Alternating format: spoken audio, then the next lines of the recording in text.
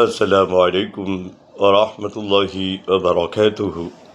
உங்கள் அனைவரின் மீதும் ஏக இறைவனின் சாந்தியும் சமாதானமும் உண்டாகட்டுமாக.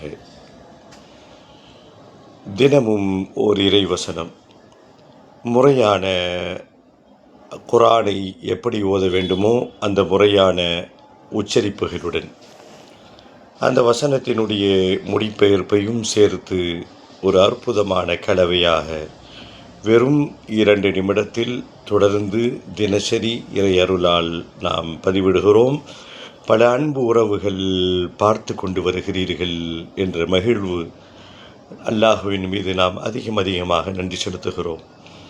இந்த காணொளி தொடர்ச்சியாக பதிவிடப்படுகின்ற இந்த காணொளி மிக பயனுள்ளதாக இம்மைக்கும் மறுமைக்கும் அல்லாஹ் ஆக்கி தந்து அதனுடைய நன்மைகளை எனக்கு தந்தருள்வானாக என்ற ஒரு சுயநல பிரார்த்தனையோடு தொடர்ச்சியாக இன்றைக்கான ஒரு வசனம்.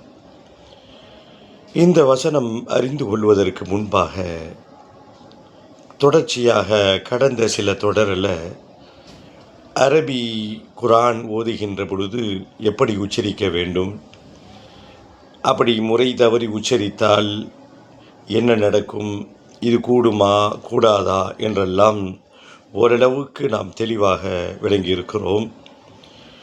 முடிந்த வரைக்கும் அலட்சியமாக இருப்பது தான் ஆபத்து. நீங்கள் குர்ஆன் ஓத கற்றுக்கொள்ளுங்கள், தெளிவாக கற்றுக்கொள்ளுங்கள். உங்களுக்கு தெரிந்த சூறாவை தெளிவாக மனனமிடுங்கள். அதை தெரிந்தவர்களிடத்தில் போய் சரிபார்த்து கொள்ளுங்கள். இத்தனை முயற்சிகளுக்கு பிறகு உங்களிடத்தில் சில குறைபாடுகள் இருந்தால் பரவாயில்லை.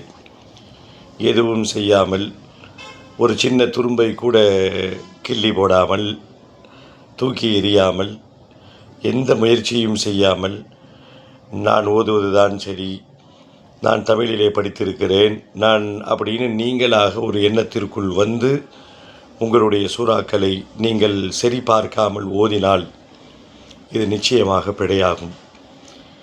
அறிந்தவர்கள் அறியாதவர்களிடத்திலே அறியாதவர்கள் அறிந்தவர்களிடத்திலே கேட்டு தெரிந்து கொள்ளுங்கள் என்று குர்ஆனினுடைய போதனை நமக்கு நம்முடைய செவிக்கு எட்டவில்லையா, நம் பார்வைக்கு வரவில்லையா?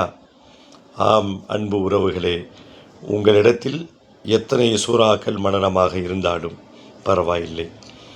குறைந்தபட்சம் ஒவ்வொரு நபருக்கும் ஒரு 10 சூறாவாவது மனனமாக இருக்க வேண்டும். அல்ஹம்து சூறாவில் தொடங்கி அதை நீங்கள் சரிபார்த்து கொள்ளுங்கள். அல்லாஹ் நம் அனைவருக்கும் குர்ஆனை முறைப்படி ஓதுவதற்கு அருள் புரிவானாக. தொடர்ந்து பேசுவோம், பயணிப்போம் இன்ஷா அல்லாஹ்.